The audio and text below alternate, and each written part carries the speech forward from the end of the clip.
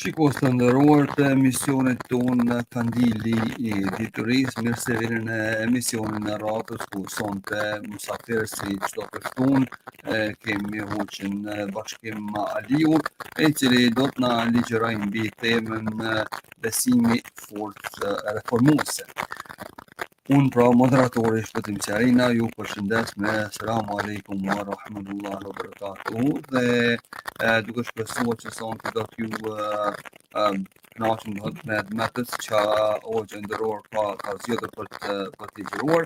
Para se të fillojmë ligjërimin, ju njoftoj se mund të kyçini nëpërmjet WhatsAppit tim personal +44 753 87 Dhe njerë për përsëris dhe keni në ekranin në tuaj në fund si po hecë +44 753 87 mund të inkuadroni nëpërmjet WhatsApp po dhe Viber sido që do të jetë në dispozicion tuaj, por mund të inkuadroni gjithashtu edhe me shkrime nëpërmjet Facebookit apo dhe kanalit tim Shpëtim Qarina apo edhe kanalit tjetër të YouTube-s Radio Editoria Islame, ku dhe atje po transmetohemi drejt për drejt. Për mos gjatur më shumë, atëherë I dhanë hoqës së nderuar Bashkim Aliu një mirëseardhje, hoqë Përndis, selam aleikum dhe mirëseardhje. Wa alaikumus selam për ju dhe për gjithë vëllezërit dhe motrat të cilët janë duke na ndjekur në këto momente. Është shkërbëdhës që edhe sonte jeni në emision drejt për drejt me neve për të do të krahas gjithë atyre do të detyrave dhe ngarkesave që keni, pra po gjeni kohë për shikuesit tanë dhe për besimtarën të besimit islam shqiptar që ti drejtoheni me tema të ndryshme, ja sikur sonte për shembull që keni zgjedhur besimi I forcë reformuese. Ju falenderoj edhe një herë dhe lutem Allah në madhështim që t'ju shpërbej.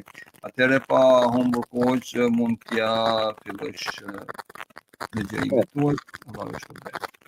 Bismillahirrahmanirrahim, alhamdulillah, wa salatu wa salamu ala rasulillah, wa ba'd. Falenderimet dhe lavdrimet e sinqerta I takojnë të madhit Allah xhallashanuhu. Përshëndetjet, paqja dhe shpëtimi qofshin mbi Muhamedit sallallahu alaihi wasallam, mbi familjen e tij, mbi shokët e tij si dhe gjithë ata të cilët e ndjekin rrugën e tij me sinqeritet deri në ditën e gjykimit. Edhe një herë pra selamu aleikum, paqja e Zotit qoftë mbi ju, për ju në studio atje në Londër dhe gjithë ata të cilët janë duke na ndjekur në këto momente. Normalisht për sonte u përcaktuam që të flasim rreth asaj se si është besimi forcë reformuese. Nga se në fakt çdo gjë fillon me besimin. Dhe çdo punë kur njeriu e bën duhet të ketë besim në atë gjë pa pastaj ta bën. Nëse nuk ke besim në diçka, nuk mund të arrish ti sukses. Nëse nuk e beson ti, nuk beson kauzën tënde, ti nuk mund të mbrosh atë kauzë. Bile edhe në çështjet edhe në jetën e përditshme, shikoni, nëse ti nuk beson diçka me një punë që ti e fillon, po edhe me një projekt personal tëndin, nëse ti nuk beson natë, ti nuk mund të kesh sukses asnjëherë, nuk mund të realizosh. Por atë edhe feja e ka besimin fillimisht, do me thënë, ti duhet të besosh së pari, se nëse nuk ke besim, ti nuk mund të kesh edhe sukses. E kur ti ke besim në diçka, atëherë duhet plotëson edhe kushtet tjera që të arrihet deri te suksesi. Dhe besimi është ajo forcë e cila e reformon njeriu, e përmirëson njeriu, po edhe shoqërinë në përgjithësi. Dhe kjo është vërtetuar realisht historikisht. Ne çdo herë kur bëjmë diçka, faktikisht kur mundohemi të argumentojmë diçka, kthehemi në historinë islame. Pra historinë e pejgamberit sallallahu alaihi wasallam, historinë e shokëve të tij. Çka bëri besimi në shoqërinë ku paraqit pejgamberi sallallahu alaihi wasallam për herë të parë, pra në Mekë? Çfarë ndikimi pat besimi? Shikoni, do të thotë. Pejgamberi sallallahu alaihi wasallam ku lindi? Lindi në Mekë, jetoi në Mekë një kohë, derisa erdhi pejgamberllëku në moshën 40 vjeçare. Çfarë shoqërie ishte ajo? Shoqëri me të gjitha, të themi, me shumë, në fakt pra me shumë dukuri negative. Kishte aty bëheshin gjëra të cilat ndoshta sot edhe njeriu nuk mund t'i paramendoj. E tash, kur erdh pejgamberi sallallahu alaihi wasallam me fen islame, me misionin islam, e mbolli tek ata njerëz fillimisht besimin. Tek ata njerëz që adhuronin idhuj, që në aspektin moral ishin në një nivel shumë të ulët, që ku ishin të përhapura shumë dukuri negative, do të thotë ajo shoqëri ku mos flasim për amoralitetin, mos flasim për gjëra tjera negative, ku njerëzit besonin, do të thotë symbillazi, pra qorazi, do të thotë pa fakte, thjesht vetëm shkonin, bënin adhurim të idhujt, u luteshin gurve, u luteshin idhujve të cilët vet i ndërtonin me duart e tyre dhe pastaj ktheheshin dhe i adhuronin. E tash, në një shoqëri të këtill, në një ambient të këtill, u paraqit pejgamberi sallallahu alaihi wasallam. Edhe i thiri njerëzit në besim. Dhe kjo çka bëri? Besimi, pra, tek ata që u ngulit në zemër, që u thellua, bëri që ata të psojnë transformim, që ata të ndryshojnë krejtësisht, bëri që shoqëria të ndryshojë. Do të thotë besimi i lëvizi ata, bëri reforma madhështore tek ata. Sa që përmendet rasti, për shembull, kur shkoi pejgamberi sallallahu alaihi wasallam në Miraç, tash ata që nuk besonin u habitën, edhe thanë, si është e mundur kjo brenda një nate të ketë shku edhe të ketë ardhur në qiell, është absurde. Dhe për këtë shkuan edhe e takuan Ebu Bekrin. Dhe kur e takuan Ebu Bekrin, i thanë atij, e ke dëgjuar atë shokun tënd se çka thot? Shikoni besimi çka do të thot.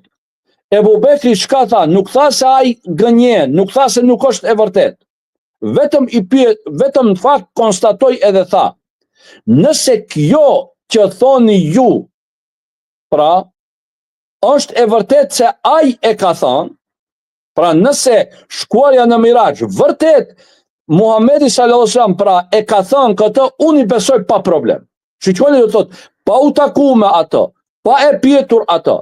Besimi e kish bërë se derisa ai është pejgamber i Zotit, absolutisht për mua nuk është problem. Dhe tha, unë i besoj pa problem. Do thotë, kjo besimi tek ai e kishte shndëruar në një njeri tjetër krejt. Nuk ishte më ai që ka qenë para se paraqitet Muhamedi sallallahu alaihi wasallam me misionin e tij. Po edhe shoqërinë, edhe komunitetin, po edhe bashkësinë e kishte transformuar krejt në diçka tjetër. U kishte dhënë orientim tjetër, u kishte dhënë bindje tjera, u kishte hapur diapazon tjetër, u kishte hapur horizonte tjera. Vetëm një moment, për shembull, nëse kthehemi në historinë islame, jo te shpërngulja në Medinë, po te shpërngulja para Medines, në fakt në Abisini, që është sot Etiopia dhe disa vende tjera përreth saj. Musliman para se të shpërngulen në Medine, një grup muslimanësh ka bë pra dy shpërngulje tjera. Janë bë në fakt dy shpërngulje tjera. Shpërngulja e parë dhe e dytë për në Abisini. E tash, në njërën nga këto raste, aty me atë grupin që u shpërngul, ishte edhe Xhafer ibn Ebi Talib, do të thotë Xhaferi, që ishte djali i Axhës së pejgamberit sallallahu alaihi wasallam. Dhe ky bashkë me disa muslimanë të tjerë u shpërngulën në Abisini. Atje i priti mbreti atjeshëm. Por idhujtarët kurejshit nuk u ndalën, do me thënë nuk pushuan. Ata bën çmos që ta t'i kthejnë këndej dhe dërguan një delegacion në Abisini që ta bindin mbretin atjeshëm se këta njerëz janë renegat, janë tradhtar, janë që kundërshtojnë çdo gjë, bile i thanë kundërshtojnë edhe Isajin, Merjemin që ju i besoni. dhe mbreti e thiri palën muslimane që ishte atje, edhe i pyeti se çka është e vërteta për këtë që thoni ju, apo për këtë që thonë këta idhujtarët. Dhe aty fjalën e mori Xhaferi. Dhe Xhaferi, kur ja përshkruajti mbretit se çka është puna, do me thonë, pse ata janë, pse kanë ikur, pse kanë ardhur këtu në Abisini, pse janë shpërngulur këtu, ai filloi edhe i tha, ne tha kemi qenë një popull që nuk kemi ditur çka është Zoti i vërtet. Kemi adhuruar idhuj, kemi hëngër coftina, kemi bërë shumë punë të liga, dhe pastaj tha Zoti na dërgoi një pejgamber i cili na e tregoi neve rrugën dhe ne tash jemi shndruar në njerëz tjerë. Pra edhe Xhaferi e pranoi edhe tha se me ardhjen e këtij pejgamberit fundit që Zoti na e dërgoi, ne tha kemi pësuar ndryshim si njerëz, pra jemi bë krejt diçka tjetër. Ne nuk jemi ata që kemi qenë përpara. Ne pra kemi zgjedhur një rrugë tjetër, i kemi lënë shumë punë të këqija që i kemi bërë përpara. Ne kemi marrë një besim tjetër, nuk besojmë idhuj, nuk besojmë gjërat vdekura, nuk besojmë statuja, nuk besojmë përmendore, nuk besojmë gur e drue, ku e diçka. Do të thotë, krejt ne jemi bërë në diçka tjetër. Tjera raporte kemi ndërtuar me njerëzit, ndryshe e shohim jetën, ndryshe e shohim botën, ndryshe trajtojmë fëmijën, ndryshe trajtojmë plakun, ndryshe i trajtojmë gratë, do me thonë, ndryshe i trajtojmë jetimat, nuk e ham hakun e njëri tjetrit, nuk i shkelim të drejtat e njëri tjetrit. Do të thotë ai ja përshkruajti mbretit se çka në fakt, çka ishte Islami dhe në çka i thirrte Muhamedi sallallahu alaihi wasallam. Do të thotë ai i tha se ne kemi pësuar ndryshim, ne jemi transformuar, ne jemi reformuar, jeta jonë është bërë diçka tjetër, nuk është koha e tashme ashtu siç kemi qenë përpara. Do të thotë, nuk jemi ne sot, nuk jemi ata që kemi qenë para ardhjes së Muhamedit sallallahu alaihi wasallam. Do të thotë, pra i tregoj se ky besim neve na ka reformuar, ky besim ka shkaktuar transformimet tek ne, si në aspektin e besimit, si në aspektin e sjelljes, si në aspektin e marrëdhënieve me Zotin, raportit me Zotin, po edhe raportit me njëri tjetrin në këtu. Do të thotë edhe ai pra e pranoi se me të vërtet besimi tek ata ka shkaktuar pra ndryshime, i ka reformuar edhe atë jo vetëm në nivel personal, por edhe në nivel komunitar dhe shoqëror. Do të thotë besimi është ai i cili i lëviz gjërat, është ajo forcë lëvizse, ai që shkakton transformim, ai që reformon. Po ashtu nëse kthehemi tash në periudhën e Medinës, do ta shohim, pasi muslimanët erdhën në Medinë, do të shohim se muslimanët në fakt dispozitat e sheriatit nuk janë obliguar me njëherë. Do të thotë, mos mendoj dikush tash se kur i ka ardhur pejgamberi sallallahu alajhi wasallam shpallja dhe me njëherë i kanë ardhur të gjitha urdhrat, fal namaz, jep zeqat, mos e bën kët, mos ha mishderi, mos pi alkool e kështu me radhë. Jo, nuk është kështu. Shpallja ka ndodhur 23 vjet, pra brenda 23 vjetëve është shpall Kurani dhe janë shpall dispozitat kohë pas kohe. Do të thotë jo të gjitha me njëherë, që do të thotë në periudhën e Mekës ende nuk ka qenë ndaluar alkooli. Për shembull, kur shkuan muslimanët në Medinë, kur u transferuan në Medinë, atëherë pas një kohe u ndalu edhe alkooli. U bë obligim mbulesa e grave kështu me radhë. E tash, shikoni çfarë ndryshimi ka bë besimi tek ata njerëz. Ata ishin, do të thotë, e kishin alkoolin pjesë të jetës së tyre. Ata nuk mund të jetonin pa alkool. Ata pinin vazhdimisht.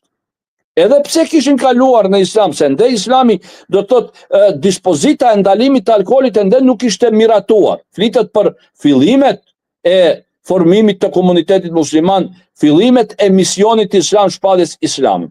E tash, e dini çka do të thotë ti gjithë të kesh lindur me alkool, ti jesh bërë 40 vjet, do të thotë, ose ma tepër dikush, ose ma pak 30 vjet me alkool non-stop, dhe tash për një moment, tash vjen dispozita dhe thot i gjteni buhu, largohuni prej këtij se ky është e keqe e madhe. Innama al-khamru wal-maisiru, alkooli, bigjozi, hedhja e shigjetave për fallë kështu me radhë, janë punë të liga të ndyta të shejtanit, largohuni. Pra vjen urdhri për largim që nënkupton që do të thot pra dispozitë se alkooli më prej tash të që bëhet haram, është indaluar. Ata na për shtëpi të veta kanë pasur plot me alkool, do me thonë burre me alkool, kanë pasur edhe rezerva plot të alkoolit. Po kur erdh urdhri se u kry puna, u bë haram, shikoni ta shtuam çështje besimi, nuk o çështje se për ta besuar ti se është haram, ti duhet pari ta besosh atë pejgamber. E para është ta besosh pejgamberit. Nëse ti e beson pejgamberin, pastaj beson se ajo që thot sa ai sa është haram. Ti nëse nuk e beson Allahu, nuk e beson pejgamberin, nuk merresh ti me çështjen e alkoolit. Pra besimi o themelor. Dhe pasi ishte thelluar besimi, ishte vulosur besimi në zemrat atyre. Kur erdh urdhri se u kry puna, alkooli është haram, ata nuk pjetën ama o pejgamber, shiko këndej, ne kemi shumë alkool, do të humbim shumë, kemi shumë rezerva, kemi dhënë mund shumë, kjo para këto janë, a mund të shesim të fitojmë para? Jo, nuk parashtruan do me thonë pyetje të këtilla, po çka bën?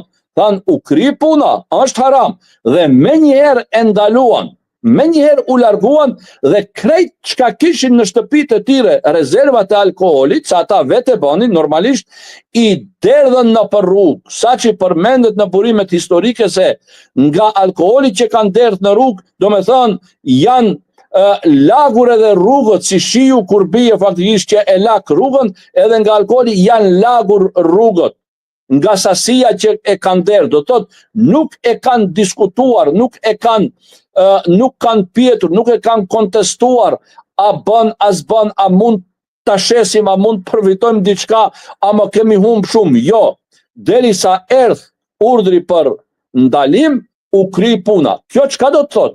Kjo do të thotë se ata spari njëherë besimi tek ata u vulos, pra besimi u mboll në shpirtin e tyre, në zemrat e tyre, dhe pastaj çdo urdhër që vinte prej atij të cilit i besonin, nuk e kontestonin, nuk e diskutonin.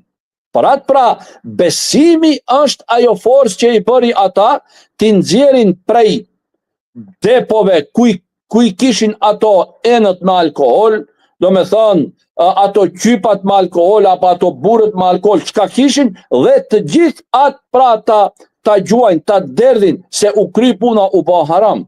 Nëse nuk e kishin besimin, do të thotë, por atë dhe Hazreti Aisha ka një thënie thotë, sikur prej fillimi të vinin, do të thotë gjërat, kjo është halal, kjo është haram, prej fillimi, pa u ngulit njëherë spari, pa u vulos besimi, pa u thellu besimi tek njeriu, thotë, shumë pak njerëz do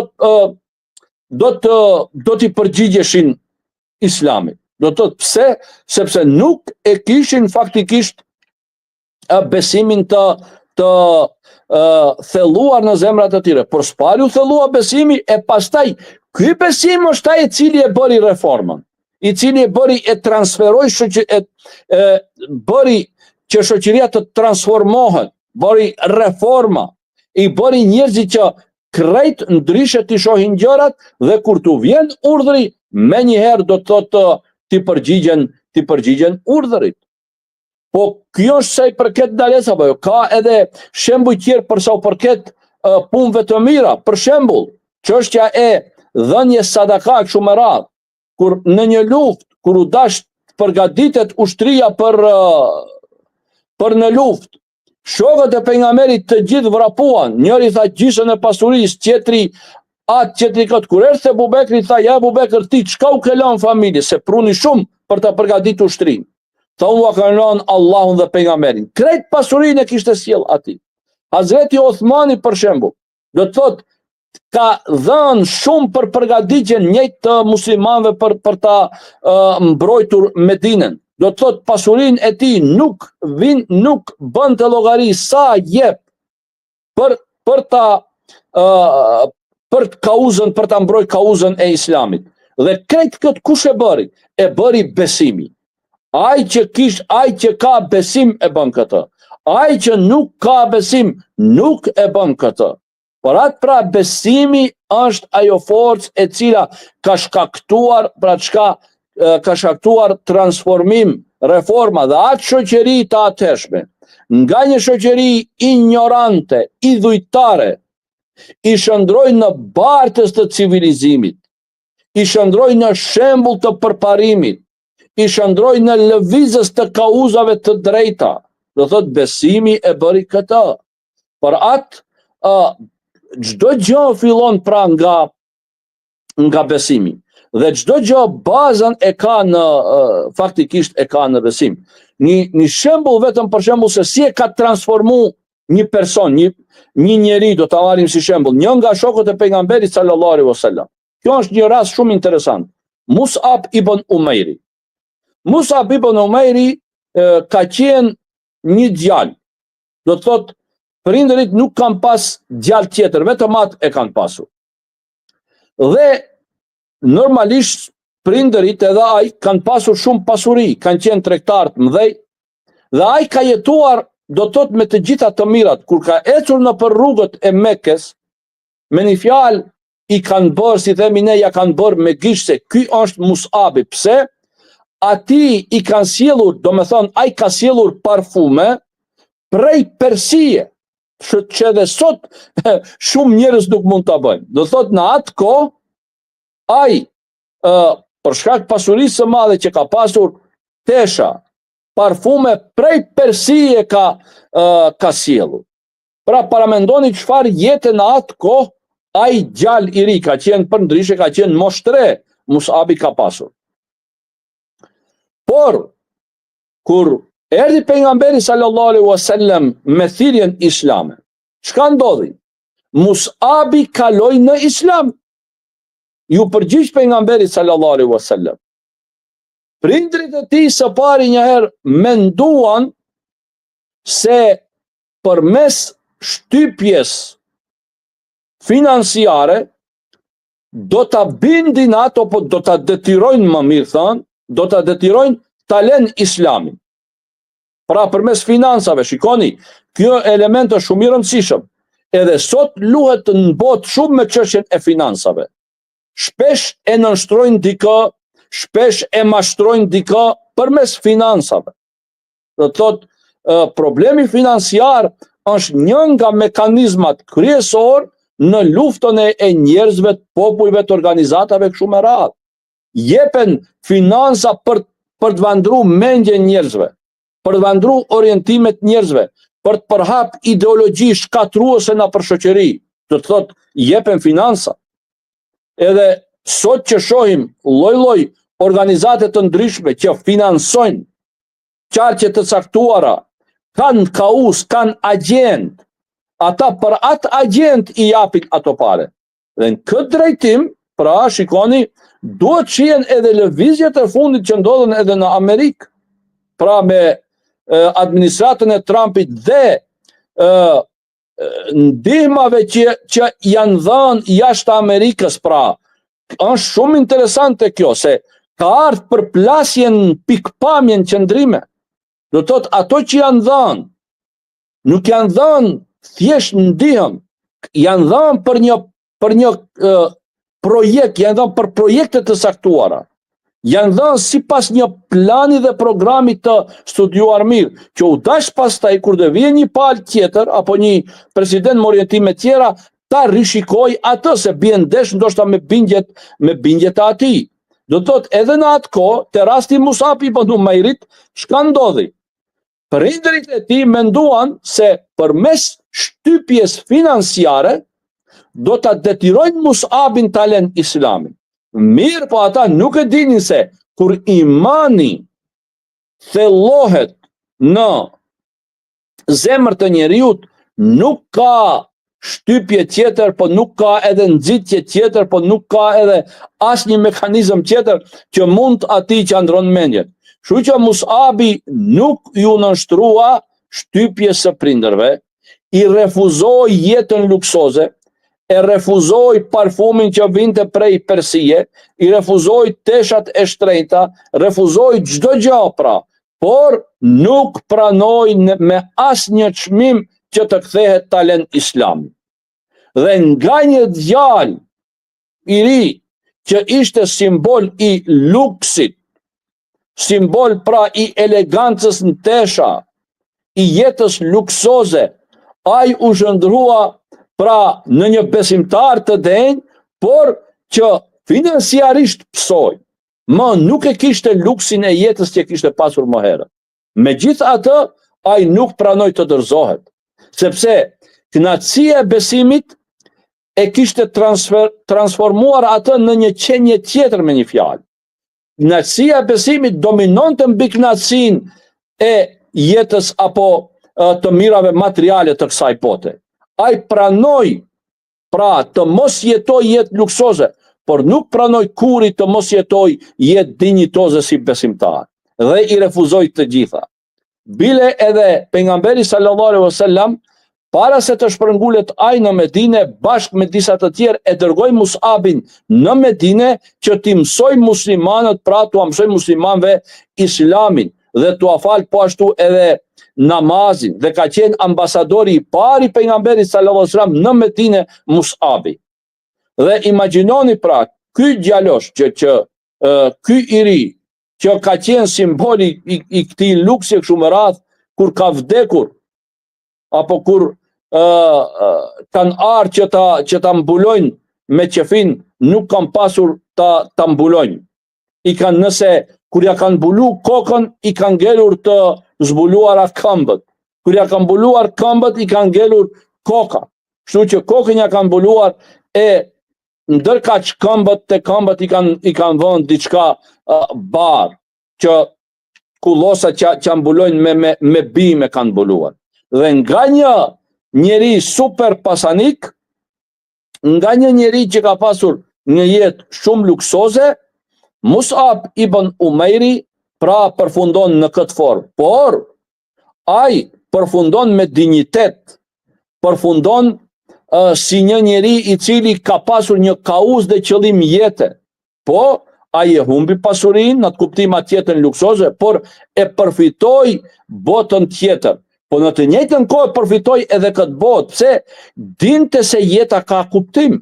Se para kësaj për atë jeta edhe nuk kishte kuptim. Ai thjesht vetëm kënaqej, por nuk kishte kënaqësi shpirtërore. Kishte kënaqësi epshit, kishte kënaqësi të jetës në këtë botë, të mirave materiale, por ai nuk dinte çka është kënaqësia shpirtërore, nuk dinte çka është ideali, nuk dinte çka është kauza, nuk dinte çka është të jetosh për kauz. E këtë që bëri besimi. Besimi atë e reformoi, e transformoi në një qenje krejt tjetër, ja trasoi rrugën e vërtet që duhet ta ndjek, i dha një pamje, një koncept për jetën, dhe ja mësoi se pse duhet ai të jeton. Pra këtë që bëri besimi. Shikoni, besimi pra është ajo forcë e cila bën reforma. Dhe këtu reformat nuk janë vetëm në aspektin e besimit. Besimi është njëri kusht, pra bindja, ideja kështu me radhë, botkuptimet, por në të gjitha sferat e tjera të jetës, besimi është ajo forcë e cila pra bën reforma. Nëse kthehemi edhe para te historia e pejgamberëve të mëparshëm apo të popujve të mëparshëm, që edhe Kurani na flet për ata, do të shohim për shembull rastin e Ashabul Kehfit, banorët e shpellës, që Kurani i përmend dhe thotë innahum fityatun amanu bi rabbihim, ata ishin do të gjelmosha, të cilët i besuan Zotit. Pra, kanë qenë do gjelmosha, nuk flitet për në kohën e pejgamberit, para pejgamberit sallallahu alaihi wasallam, flitet te koha e pejgamberlerëve tjerë të mëparshëm, popujve të mëparshëm. Ata djelmosha të ri, pra, kanë besuar drejt Zotit, por mbreti apo pushteti i atij vendi ka patur besim të gabuar dhe ka persekutuar, ka ndjekur çdo kënd që nuk ka besuar si pushteti. Por këta nuk janë nështruar. Te këta besimi ishte mbi vuajtje që mund ai t'u bënte. Dhe në fakt ai u shkaktoi vuajtje. Dhe në fund këta gjermosha nuk pranuan të nështrohen, nuk pranuan të dorëzohen, nuk pranuan të ndrojnë besimin, nuk pranuan të ndjekin besim mbretin, por çka thanë? Këta u larguan edhe u mbillën, u fshehën në një shpellë. Por atë kanë marrë edhe emrin Ashabul Kef, banorët e shpellës, që të ikin të largohen, që mos u bëje dëm mbreti me ushtrinë e tij, se i kërkonte ti ekzekutoje pra ata. Por besimi çka bëni? Besimi i bëni që ata në shpellë të futen të rinë, por asesi të largohen apo të zbrapsen nga rruga që e kishin zgjedhur. E këtë bën pra besimi. E transformon e bën njeriu të jetojë për ideale. Po ashtu është interesant edhe rasti i Musait a.s. për shembull. Në fakt, magjistarëve në kohës Musait a.s. keni parasysh, ata ishin shumë të afërt me faraonin. Ata ishin njerëzit e preferuar të faraonit. Kishin benefite prej tij, kishin të mira materiale plot. Por kur u përballën në fakt me Musain a.s. në mejdan, dhe kur e demonstroi Musai a.s. se çka është mucjizeja, mrekullia mbi natyrore që vetëm Zoti e bën, dhe çka është magjia, ata ishin magjistar, por ata e dinin se si bëhet magjia. Por atë, kur e pan atë që e bëni, në fakt që demonstroi Musai a.s. shkopin, e kuptuan se kjo nuk o magji. Kjo është e vërtet diçka që s'mund ta bëjnë ata. Pra sa ata e dinin atë mashtrimin e magjisë. Por kur ndodhi përballja me Musain a.s., ata u dorëzuan. Edhe çka bën? Kur e pa se kjo është e vërteta, thanë ne i kemi besuar Zotit të Musait edhe të Harunit. Po faraoni u kërcënua se do t'u hakmerret, nuk bëni punë, nuk u kthyen, nuk u zbrapsën, e vazhduan rrugën e tyre. Pra këtë e bëri tek ata çka? Besimi. Besimi që ajo forcë e cila i shndroi ata nga njerëz të afërt me një tiran, siç ishte faraoni, në njerëz të cilët pra e pranojnë të vërtetën. Po me këtë pranim të vërtetë ata humbën benefitet që kishin nga faraoni. Mirë, po çka bën? Në fakt e përfituan të mirën që atyre u mundsoi pra besimi i vërtet. Krejt të shembuj flasim pra se besimi është forcë lëvizëse, besimi është forcë reformuese. Pastaj, çka do të thotë besimi? Ai që beson, ai ka shpresë se do të takohet me Zotin. Ne krejt do të dalim para Zotit, edhe ai që beson, edhe ai që nuk beson. Por ai që beson Zotin si duhet, ai shpreson se Zoti do të jetë i kënaqur me të.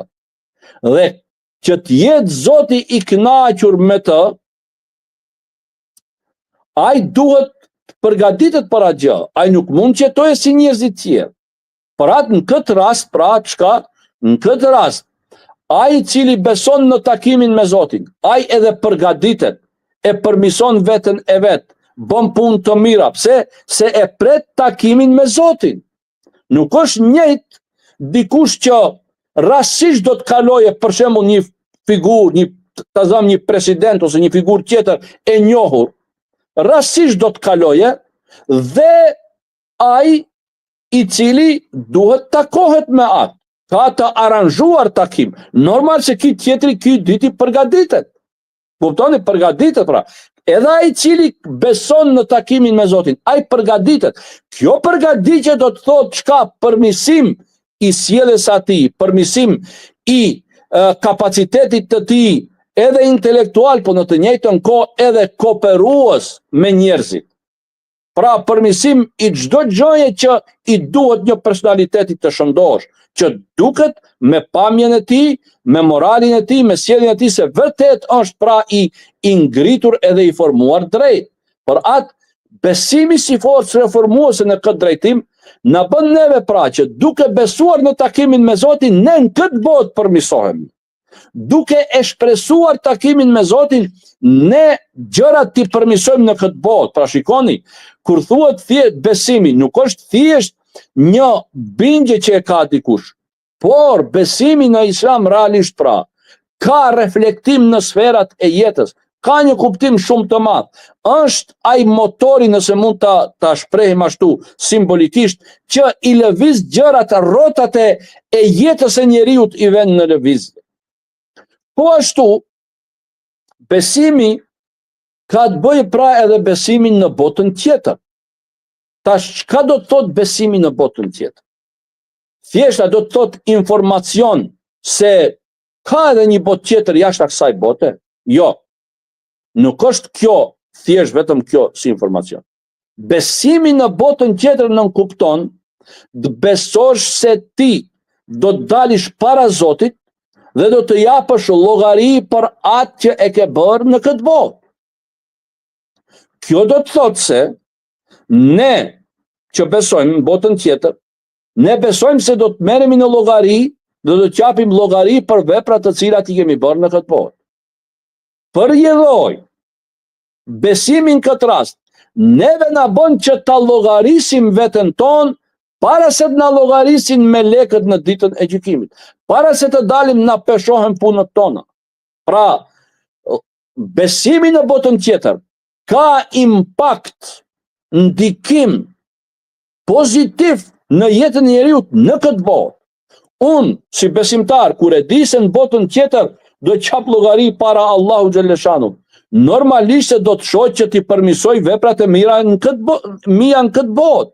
Të përmirësohem unë në këtë botë, të jem më i mirë, edhe me Zotin më i mirë, edhe me veten time më i mirë, po edhe me njerëzit e tjerë më i mirë, të jem më human, të jem më i sjellshëm, të mos përdori fjalë të liga, të mos bëj vepra të këqija, të mos bëj tradhtie kështu me radhë, çdo gjë të keqe ti largom. Pse? Se unë besoj se në ditën e gjykimit do të ballafaqohem me drejtsinë e Allahut të Madhrishëm dhe unë do të jap përgjegjësi. Pra, besimi në botën tjetër na bën që të jemi të përgjegjshëm në këtë botë dhe kjo përgjegjshmëri nuk është vetëm në rastin individual. Nëse jam mjek, më bën të jemi kujdesshëm, mos i marr, do me thonë, rishfet pacientit për ta bëu operacion. Kjo do të thotë ta besosh. Një mjek që beson Allahun xhaleshanu, ai nuk merr rishfet pacientit për ta bërë operacion, se e di se do të ballafaqohet në ditën e gjykimit me këto të bëmat e veta. Ai cili beson në ditën e gjykimit, ai profesor, ai nuk ja shet notën studentit, sepse e di se kjo nuk bën dhe në ditën e gjykimit do të jap llogari. Shikoni pra, nëse është politikan ose ministër ose drejtor, ai nuk merr rishfet për të bërë gjëra nxehës ose gjëra jashtë ligjit ose gjëra që nuk bën t'i bëjë, të shese pronat shoqërore, të shese vakufe të kështu me radhë, t'u bëje dëm njerëzve, t'u angushtoje rrugët, t'jape leje dikujt ndërtoje në atë vend ku nuk është e lejuar të ndërtohet dhe t'i dëmtoje njerëzit tjerë. Pse? Qa e di se për këtë do të përgjigjet, do të pyetet dhe do të merret në përgjegjësi në ditën e gjykimit. Do të thotë, besimi në botën tjetër bën transformim të njeriut dhe reformon atë edhe në këtë botë dhe reflekton pra në çdo sferë të jetës realisht. Nuk është thjesht vetëm unë besojmë botën tjetër, jo. Besimin botën tjetër do të thotë përmirësimi i jetës së kësaj bote. Dhe atë, jo vetëm kuptim të asaj se unë besoj, kam informata se ekziston Zoti dhe u kri puna. Jo. Ka impakt dhe ka reflektim në çdo sferë pra që të veprimtarisë njerëzore. Ka edhe për shembull, ndoshta dikush mund t'i duket e çuditshme, ka edhe në sport. Nëse je ai që beson tamam Allahun xhaleshanu dhe botën tjetër, ai nuk guzon ta shesë edhe lojën. Pse? Sepse ai që e ka angazhuar si lojtar ose si trajner në atë ekipin e vet. Normal se i ka besuar atij. Dhe nëse ky e mashtron, në botën tjetër do të qep llogari. Më thotë, po çka ka kjo me sportin? Po, ka me çdo sferë të jetës, por atë të besosh do të thotë të reformohesh në çdo sferë të jetës. Të besosh në ditën e gjykimit do të thotë çdo sferë të jetës në këtë botë, pra ta ngjirosish me ngjyrën e sinqeritetit, korrektësisë, besnikërisë dhe çdo gjëje tjetër që është pra pozitive. Ky është koncepti i besimit dhe kjo është ajo që bën besimi pra tek njeriu. Por ai i cili beson, në fakt pra ai pëson një reformë në veten e vet. Ai pëson një reformë në bindjet e veta, në sjelljen e vet dhe në çdo gjë tjetër. Por realisht edhe shoqëria pëson reformë, edhe bashkësia pëson reformë dhe çdo gjë pra duhet ecë në kuptimin pozitiv. Por atë edhe problemet që paraqiten edhe në shumë vende ku jetojnë muslimanët realisht, mes muslimanëve, është edhe krizë besimi, sepse nuk e kanë kuptuar si duhet besimin. Sikur ta kishin kuptuar si duhet, nuk do të kish luftë vëllavrase, nuk do të ishin këto probleme që janë në Sudan e në Yemen e vende tjera e kështu me radhë. Por atë pra besimi është forcë reformuese kur tamam kuptohet nga njerëzit. Se dikush më thotë, po pse nuk reformohen sot vendet muslimane? Pse në shoqëritë muslimane? Shikoni, besimi kërkon të kuptohet si duhet. Nëse unë nuk e kuptoj si duhet, nuk mund, si do të më reformojë mua besimi? Unë duhet ta kuptoj besimin si duhet, pa pastaj shkaktohen pra reforma. Ashtu si ka qenë kohën e pejgamberit, ajo shoqëri që ishte ignorante, xahile, mandej u bë në bartse e flamurit civilizimit dhe të kulturës. Muslimanët në Spanjë 800 vjet qëndruan, atje ndërtuan kulturë, civilizim, atje bën çudi me një fjalë, pse e kuptuan si duhet besimin. E kur mandej filluan të devijojnë dhe u zbeh të kuptuarit e tyre për besimin, atëherë në fakt pasoi edhe ajo që pasoi dhe sot gjenden atë gjendje në të cilën pra gjenden. Une do të thotë me kaq do të kisha përfunduar për ligjëratën, duke u dhënë mundësi ta shjuve atje në studio nëse ka pyetje të lidhura me temën më së miri që të mund edhe më tepër ta kompletojmë pra këtë.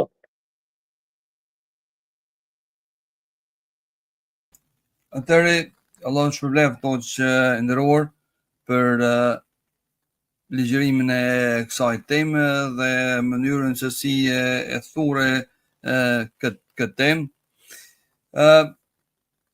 Kisha filluar mas pari me një përshëndetje që kemi nga një ndëgjues të takim e Bishi.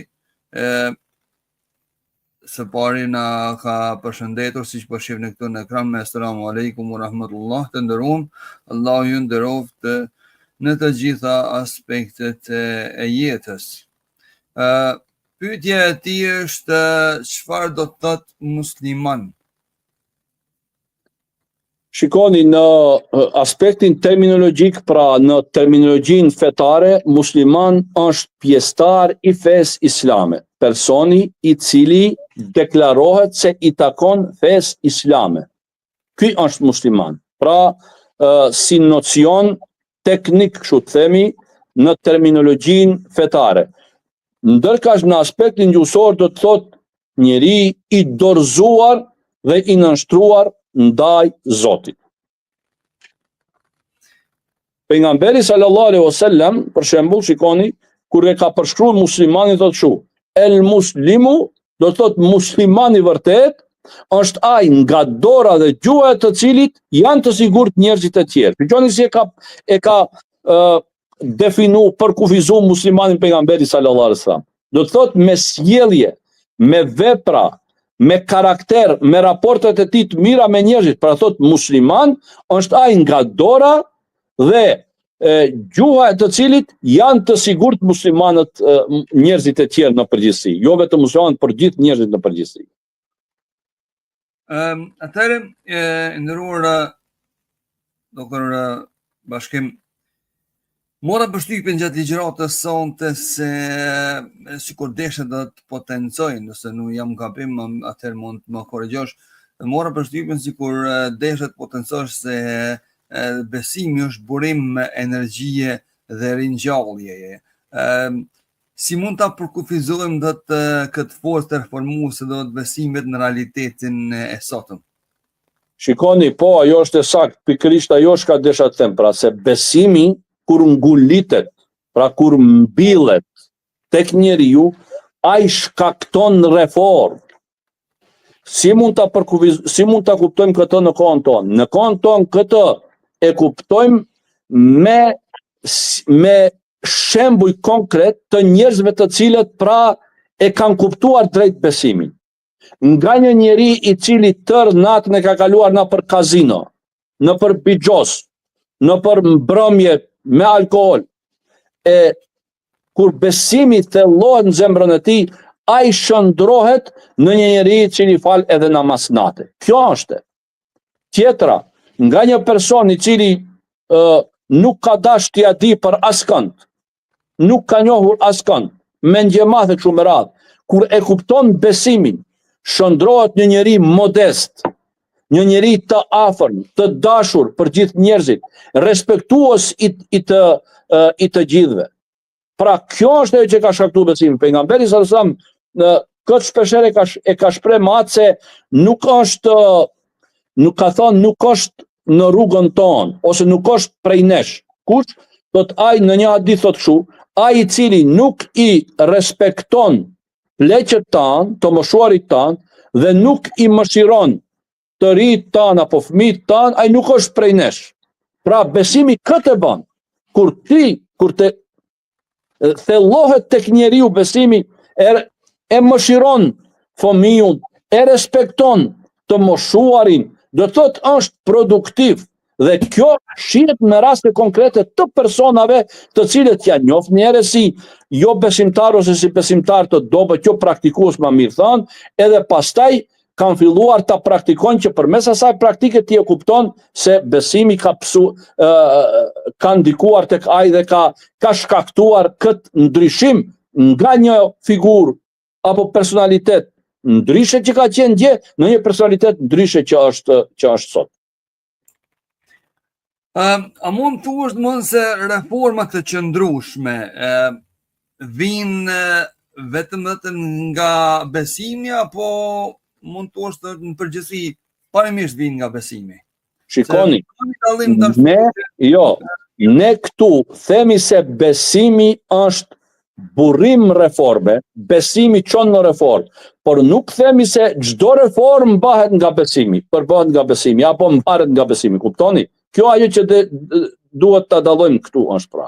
Ne themi se ai cili beson besimi atë transformon, por normalisht ka edhe kushte tjera për reforma, ka edhe kondita tjera, ka edhe rrethana tjera, ka edhe shumë gjëra tjera që duhet të plotësohen që të vi deri te rezultati i dëshiruar. Por atë kjo nuk bën të ngatrohen gjërat. Se dikush do të po filani për shembull edhe nuk beson, edhe ka arritur shumë. Po Allahu xhalleshanu kështu thon Kur'an. Kullen numiddu haulai wa haulai min ata'i rabbik. Gjithëve ne thot ju japim. Nga të mirat e Zotit ton gjithëve ju japim. Wa ma kana ata'u rabbika mahdhura. Të mirat e Zotit ton thot nuk ato pra atë që Allahu xhalleshanu ka krijuar në botë nuk është thot për dikë në veçanti apo nuk janë disa të privuar nga ajo. Çka do të thot kjo? Këtu shumë dietar thon ky ajet kuranor është ajeti madhështor që flet për këmbimin e ideve të mendimeve dhe për zhvillimin e popujve të cilët punojnë. Kush punon Allahu i jep atij. Ti nëse thua se unë besoj valla, edhe ri shtrim, mos puno, nuk t'jep. Shiko, çka kanë arritur shkencetarët për shembull, ka dhe shumë jo musliman që kanë arritur në fushat ndryshme. Se kanë punuar. Po ma kana ata'u rabbika mahdhura, Allahu nuk e privon atë që punon nga puna e vet që bën. Pra, ai mund mos besojë kështu në atë kuptimin që ta besojë drejt Allahut, por nëse punon, se ka dhe kushte tjera, Allahu i jep atij. se Allahu xhaleshanuhu është i drejtë, punëtorit nuk ja humb djersën. Ndërkaq besimin e themi se e ka këtë rol, por duhet kuptohet drejt nga njeriu. Edhe dietar shumë kjo i atribuohet Ibn Temijës, po në fakt edhe dietar tjerë kanë thënë po ashtu, thotë se kështu. Allahu thotë do t'i jap jetë, pra do ta mbaj në jetë dhe do të vazhdoj të qeveris një shtet, një qeveri e cila është e drejtë, edhe nëse udhëhecit e saj nuk janë musliman. Dhe do të bjerë një shtet, një qeveri që është e pa drejt edhe nëse janë ata musliman. Shikoni pra, pse saj mund tjetë me përkatësi, por nuk i ka plotësuar kushtet tjera. Kjo është një që themi ne që e bëm edhe krahasimin e besimit me motorin, por realisht a keni pa ju se ndonjë vetur shkon vetëm me motor. Keni parë dikun, nuk ka ata tillë. Duhet t'i ketë edhe rrotat, po duhet t'i ketë edhe gjëra tjera.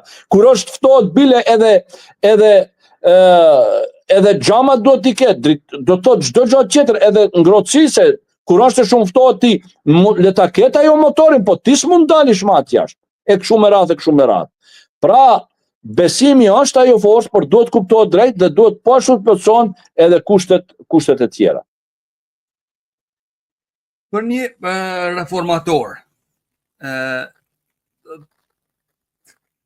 si do ta kishë shpjeguar çështjen e lidhjes mes imanit dhe veprës, për një reformator që ai të bëj reforma, nëse besimi, që e besoj, por mos keq kuptoni nëse përdori fjalën nëse,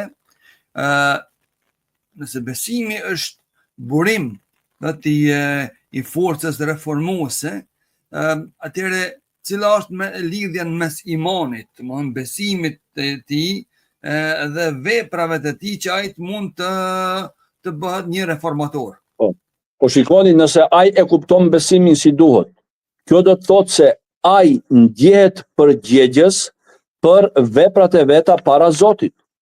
Dhe si udhëheqës për shembull, ai do të bëj reforma, do të punoj për të bërë reforma. Do ta ndjek rrugën e reformimit për shkak se do të jep përgjegjësi para Allahu xhaleshanu. Pikërisht besimin këtë drejtim e bën atë punoje. Për shembull, një kryetar komune, Tazam, janë zgjedhjet tash komunale, si shembull do ta marrim.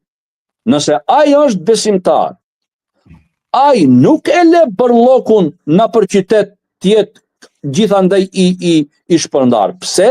Sepse ai e di se ajo e dëmton qytetarin, e dëmton njeriu, ndërkaq ai e ka marrë këtë përgjegjësi.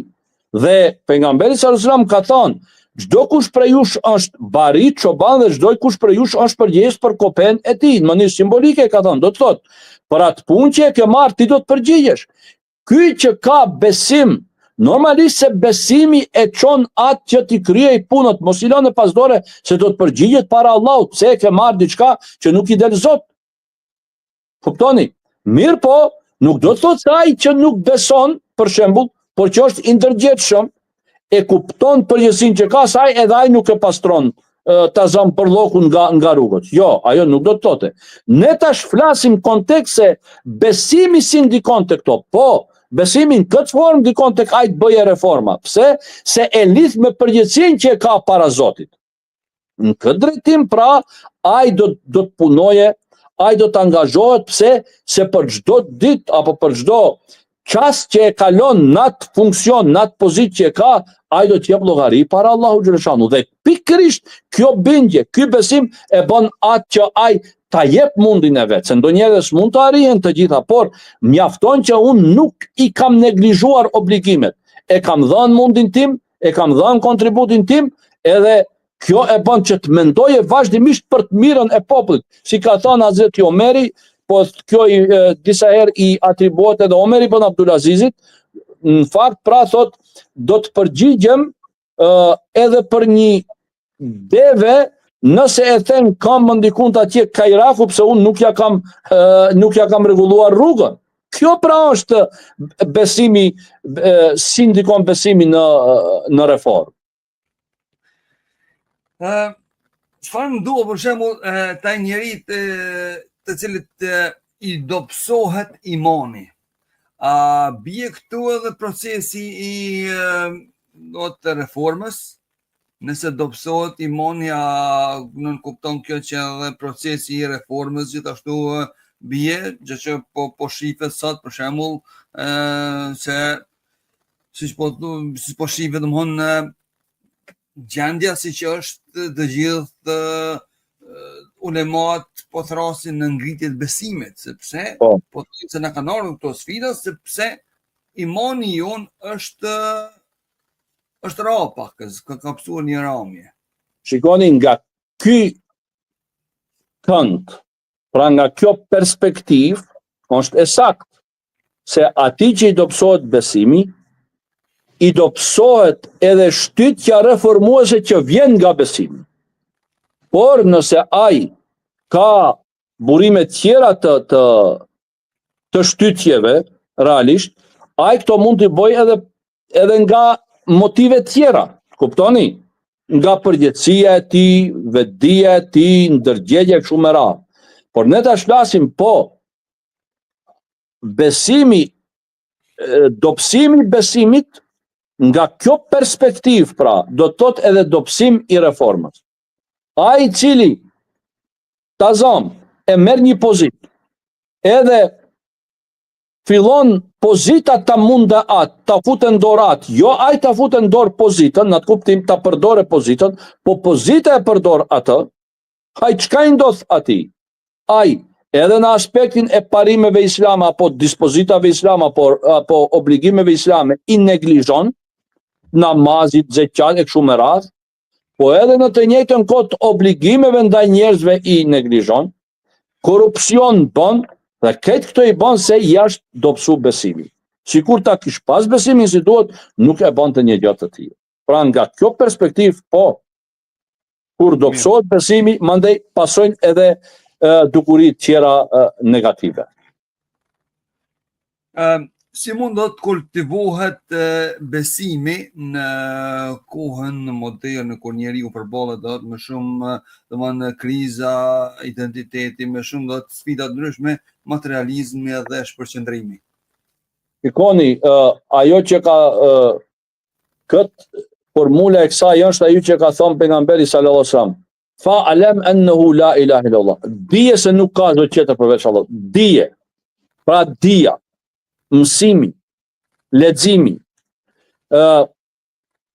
armatosja me kulturë të gjë rreth besimit.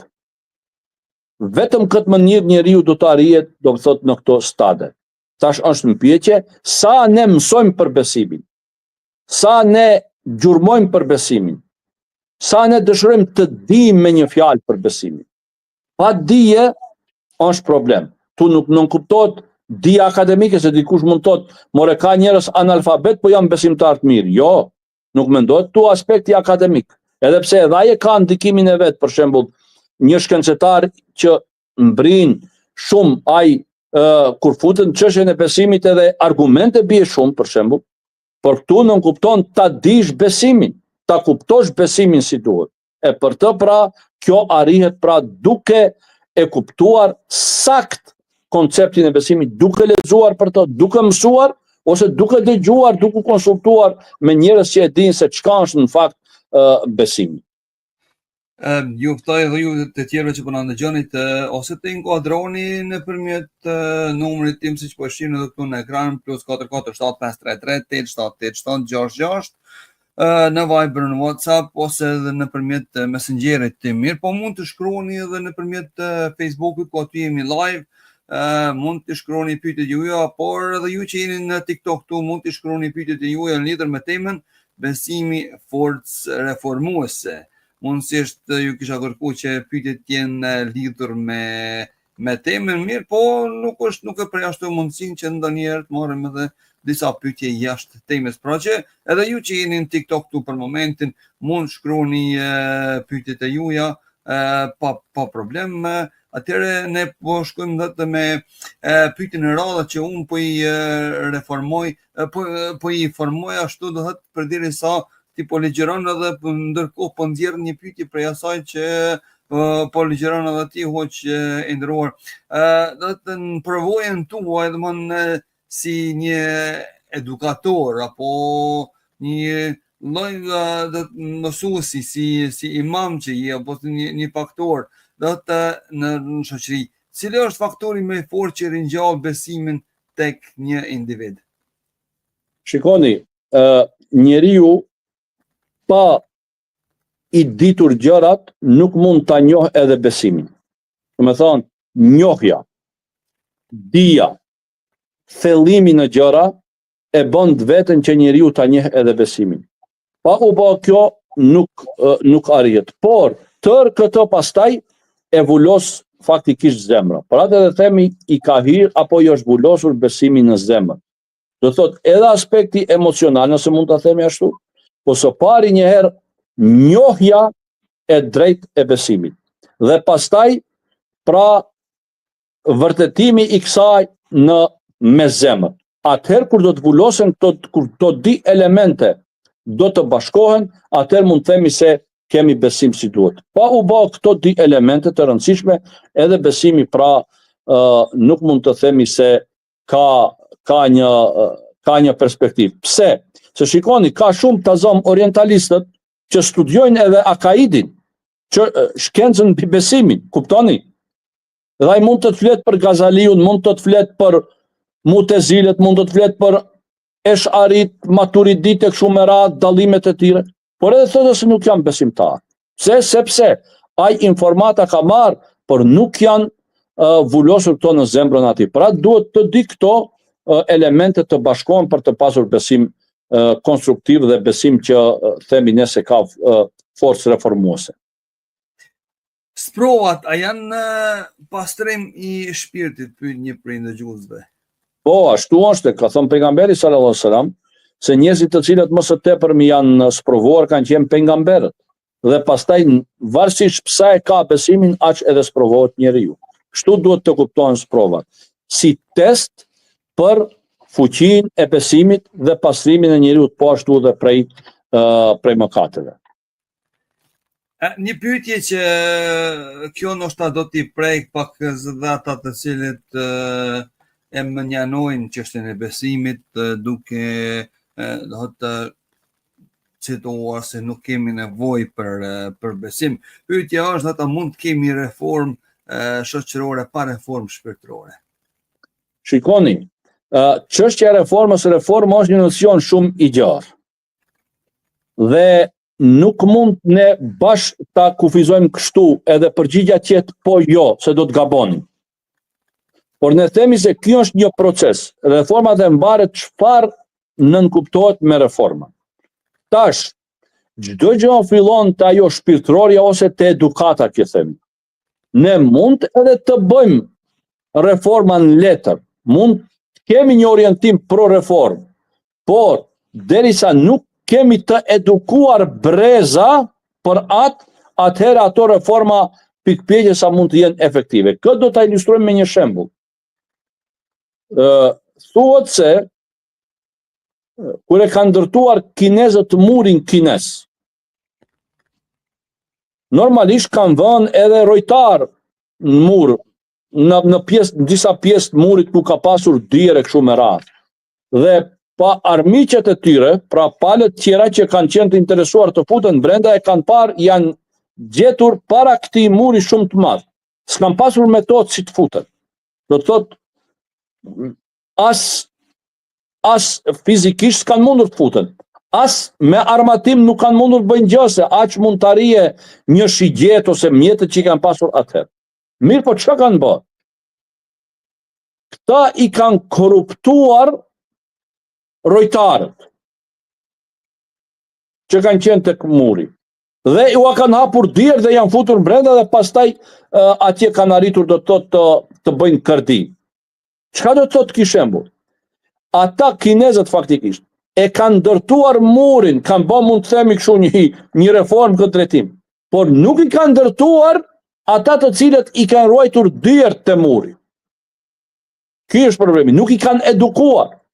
Dhe mos edukimi ka prur që edhe kjo që kanë bërë, kjo arritur e madhe e tyre të bjerë dhe mos të ketë efekt. dhe përsëri të futen armiq të futen në brenda.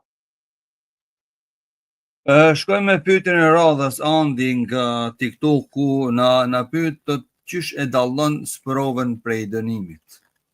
Nëse sprova ndikon pozitivisht tek ti që ti të përmirësohesh dhe e kupton këtë se është për të pastruar ty si njeri dhe pas kësaj sprove ti ke përmirësim në fakt në jetën tënde në shumë aspekte, atëherë kjo është sprovë.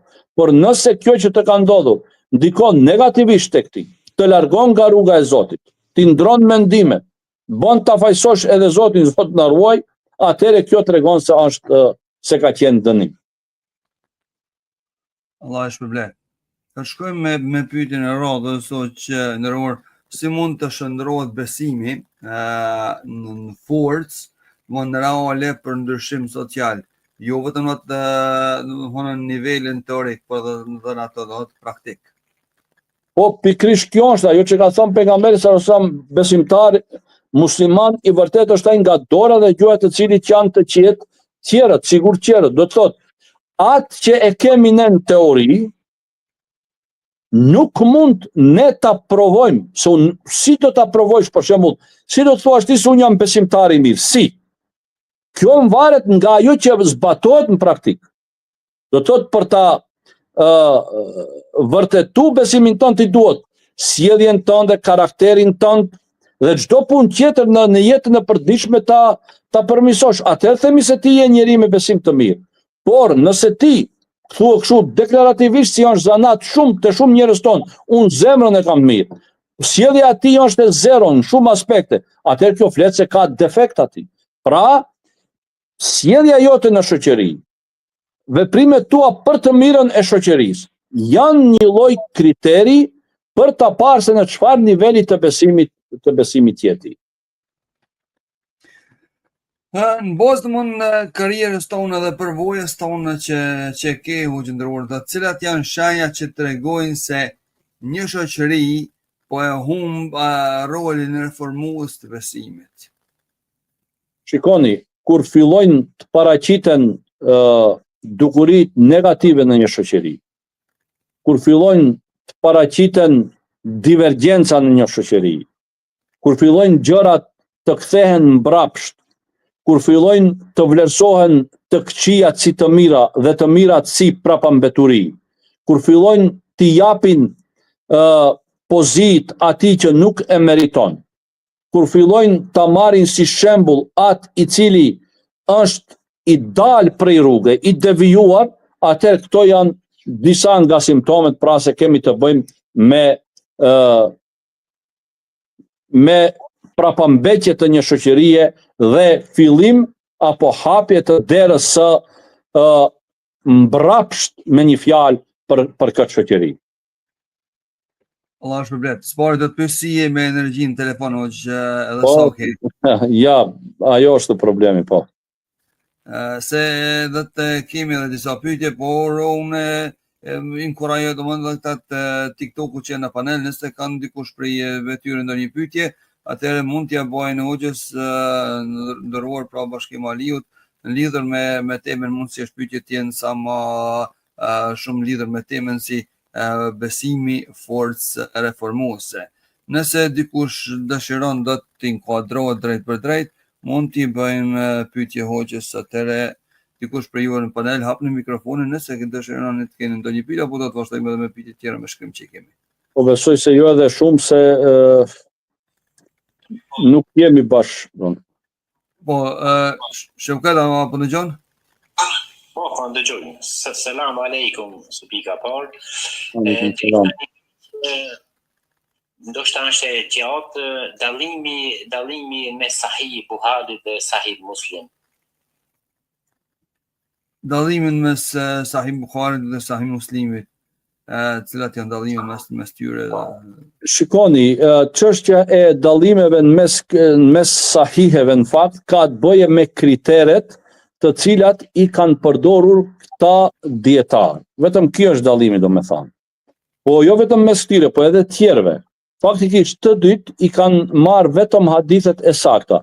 Mirë po, në detajet e kushteve që i kanë vënë për transmetuesit, aty pra ka ndalluar. Kjo çështje i takon disiplinës së hadithit, që do të na mirë të shumë kohë, edhe s'mund realisht ta elaborojmë ne për një emision, dhe është e shumë, do të thotë, teknike, çështje teknike, por në përgjithësi ka të bëje me kushtet që çdo njëri nga ata i ka vënë për grumbullimin apo për zgjedhjen e haditheve të cilat i kanë ardhur nga transmetuesit. Përndryshe, Buhariu dhe Muslimi konsiderohen dy përmbledhjet më të sakta të thënieve të pejgamberit sallallahu alajhi wasallam. Normalisht edhe si libër pas Kur'anit vijnë këto dy për shkak se janë zotuar se do të shënojnë vetëm thënie të sakta. Por kjo nuk do të thotë se çka gjendet jashtë këtyre nuk është e saktë. Jo.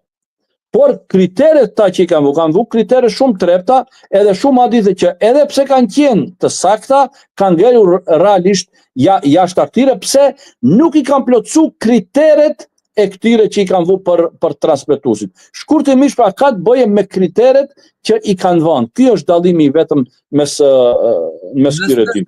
Nëse mund lidhur me këtë ose ta bëni një pyetje të vogël, lidhur me këto dy sahihein, domthonjë që janë të Sahih Muslimi dhe të Sahih Buhari, përderisa gjejmë në to hadithe të cilat nuk janë mos të nuk janë të vërteta, apo të paktën nuk janë janë të dobta. Ekzistimi i haditheve të dobta në një sahih që është i vërtet, a e zbej faktin që këto janë sahih vetëm pse nuk kanë, vetëm se do të brendësinë e tyre ekziston disa hadithe që nuk janë aq të sakta apo janë të dobta? Jo, shiko. Jo, nuk e prish, edhe nuk as Buhariu as Muslimi nuk kanë përmbledhur në koleksionet e tyre hadithe që nuk janë të sakta. Për shembull, Buhariu ka hadithe të cilat quhen muallaqate, që nuk kanë senet, por ai i ka përmend pa senet ato. Sepse ka pas një dyshim, për shembull, në zinxhirin e transmetuesit dhe nuk ka përmendur senetin. Edhe do të kuptohet se ai nuk e ka përmend senetin atij. Nuk mund të akuzojë dikush se ka fut një hadith të dobët, jo. Por bile kanë thënë dietarët, edhe pse ai nuk ka përmendur senetin për shkak se ka pas një themi kështu një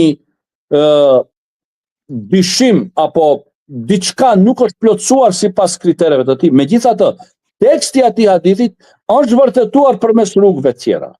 Kështu që në këto dy koleksione nuk ka hadith i cili mund të gjuhet dhe thuhet jo, ky nuk pranohet, sepse vërtetësia e tij çdo herë pra është vërtetuar edhe përmes burimeve të tjera. Mund të thuhet se ka disa që kanë nevojë të sqarohen. Sqarohen. Kupton? Ka për sqarim. Ka nevojë të shpjegohen, se mund disave të duket interesant ose si kontradiktore në disa raste, por për çdo njërin dietarët kanë përmendur sqarim, kanë përmendur shpjegim, me çka ata e kanë bërë të qartë eventualisht diçka diskutabile që ka qenë në këto hadithe. Nëse keni ndonjë pyetje tjetër, atëherë po vazhdojmë me pyetjet me shkrim që kemi këtu. Atëherë, mirë. Pyetja e radhës edhe pothuajse do të jetë edhe e fundit kjo. Si mund të ruajmë autenticitetin e besimit, duke qenë njëkohësisht i hapur edhe ndaj zhvillimit dhe zhvillimit të kohës. Shiko, besimi nuk nënkupton izolimin. Besimi nënkupton edhe kështu të themi interaktivitetin me të gjitha palët. Ashtu si kanë mbroj besimin e vetë muslimanët që shkuan në Etiopi, kur ishin ata një grup i vogël, jetuan në mesin e një shumice krishtere. Ashtu si edhe muslimanët kur kanë shkuar në përvise tjera, do të thotë që kanë qenë pakicë me një fjalë, e kanë mbrojtur besimin e tyre duke qenë pjesë asaj shoqërie, ashtu duhet të veprojmë edhe ne. Besimi nuk nënkupton izolim, por besimi nënkupton pra kalitje të vlerave tuaja, reflektim me vlerat e tua në një shoqëri e cila dallon nga ty për shumë gjëra, për shembull. Kështu që ne asnjëherë muslimanët nuk kanë qenë të mbyllur, edhe pejgamberi sallallahu alajhi wasallam, edhe muslimanët e tjerë ku kanë shkuar në përvise të ndryshme që e kanë përhapur islamin, janë ballafaquar me kultura të tjera, me civilizime të tjera, me popull të tjerë, me besime të tjera, por kanë bashkëvepruar me ata si musliman. Pra duke e mbrojtur identitetin e vet dhe nuk kanë qenë të mbyllur, dhe këtë nuk e nënkupton besimi mbylljen, por e nënkupton kultivimin e vlerave tua në bashkëveprim me njerëzit e tjerë. Dhe përpun një mesazh për të rinjt që nderuar, domethënë cili është mesazhi juaj për të rinjt, domethënë që duan ndryshim, mirë po shpesh e shohin fenë si diçka të largët nga realiteti i tyre praktik. Atyre u themi pra, bëhuni ju ata të cilët fenë do ta shndrojnë në realitet të tyre. Njeriu është ai i cili i shndron gjërat në realitet. Nëse ne e mbam larg fen nga jeta jonë, ajo do të ngjellet e tillë. Por nëse ne e bëjmë pjesë të jetës tonë, atëherë ne do ta vërtetojmë se po feja është pjesë e realitetit tonë. Kretë kjo varet nga njeriu, dhe Allahu xhaleshanu i drejtohet njeriu, i drejtohet besimtarit që ai t'i zbatoj këto rregulla. Nëse nuk i zbatojmë ne, vazhdimisht feja do të ngjelet jashtë realitetit, se ne nuk e duam atë pra në realitetin tonë. Të jemi ne ata që fenë do të bëjmë pjesë të realitetit tonë. A kemi vishi për në shkuan dhe të Allahu i shpërblef për diturinë e dobishme i ndërori hoxh, gjithashtu këtij urimi i bashkangjitemi edhe ne këtu, duke uruar që Allahu të mëdhëshëm të shpërblej hoxhin nderuar për këto 1 orë e 18 minuta gati që jemi tashmë në emision, edhe kemi edhe një përshëndetje pra me selamu alaikum nga një motër Ferinde Mehmeti. E falenderojmë për selamin edhe me kaq, pra o qëndruar një përmbyllje nëse ka mundësi të temës apo një rezume të temës që pa të sonte apo ta pasën ata që do ta përfundojmë me atë që ta kuptojmë besimin si duhet, që pastaj ta vulosim edhe në zemrat tona. Dhe ai besim i cili kuptohet si duhet dhe vuloset në zemra, ai është i cili pastaj shkakton reforma dhe transformim të njeriu. Mundësisht pra vetëm edhe një pyetje që edhe në momentin e fundit, mirë po shumë me rëndësi për gjithë neve realisht, por edhe për personin që ka bërë këtë pyetje, dhe po përfundojmë me këtë. Thotë selam aleikum, thotë një njeri të cilit i zvoglohet imani, si ta rikthen atë? Ta rikthen atë duke ju kthyer vet imanit, edhe burimit të imanit, Kur'anit, duke u kthyer haditheve të pejgamberit alayhis salam, shembujve nga jeta e shokëve të pejgamberit alayhis salam, që ta kuptojë se si ata e kanë kuptuar besimin, dhe të jetë në lidhje me Zotin. Lidhjen me Zotin mos e ndërpres asnjëherë. Por mbi të gjitha, nëse mendon se ja paksuar besimi, le ta di se ndoshta ka nevojë ta ushqej këtë me dije për besimin, të studioj, të lexoj dhe të pajjiset faktikisht me dije të reja për besimin. Atëherë me kaq, pra shikues të nderuar të emisionit ton Kandili i Diturisë, ju falenderojmë për pjesëmarrjen, duke uruar që të keni një mbrëmje ku të qofshi ju ku në Evropë, apo në Australi të largët, apo dhe në Amerikën e largët, ku në këto dy vende është mëngjes apo dikun është ditë. Kurse juve që jeni në Evropë, ju dëshirojmë një mbrëmje të mirë dhe të këndshme. Ju që jeni në Amerikë atje ku është ditë hala, Ju uroj dhe që të keni një ditë të mbarë dhe një mbrëmje gjithashtu të këndshme, duke ju falënderuar për pjesëmarrjen tuaj në emisionin tonë që sonte zgjati pak më tepër, por 1 orë 20 minuta. Allahu ju shpërblet gjithëve dhe duke lutur Zotin Madhërisht që t'ju ketë në mëshirën e Tij deri në emisionin e radhës.